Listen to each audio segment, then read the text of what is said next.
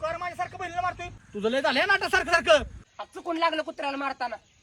हो भाऊ, अहो ह्यो खरंच सांगतोय. अहो ह्याच्यासारखं प्रामाणिक आज्ञाधारक पोरगा अख्ख्या गावात भेटायचं नाही तुम्हाला. तुम्ही कोणाला पण विचारा. कुणाला पण विचारू का? हा रोडनं जाणाऱ्या माणसाला विचारू का?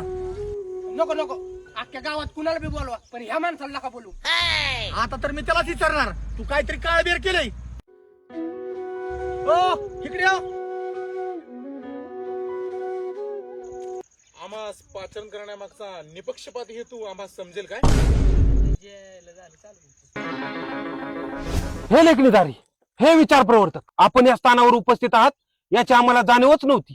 कृपा करून ह्या कलाच्या समुद्रात आपली न्यायरूपी सुदर्शन चक्राची डुबकी मारावी. आयु आता घुसलं का ह्याच्या अंगात? अहो हे सारखं माझ्या बहिणीला मारतोय, हे माणूस कसा सांगाव? प्रधानजी, या घरात एका आबला नारीवरती अत्याचार झाला आहे. काय खरं नाही. हे लेखणीदारी, हे विचार प्रवर्तक, म्हणूनच तर या निवासस्थानाचे कुरुक्षेत्र झाले आहे. ए यार तुमचं राहू द्याला का? ही माणूस कसा ती सांगा.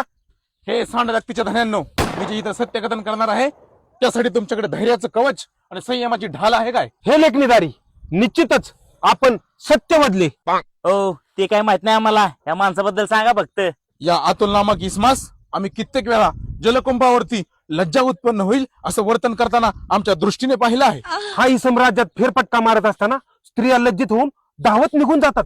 या मनुष्याच्या वासनांध दृष्टीमुळे कोणी मनुष्य आपल्या निवासस्थानात त्याला प्रवेश देखील देत नाही. त्या मनुष्याच्या भीतीने राज्यात कोंबडी पक्ष धोक्यात आला आहे.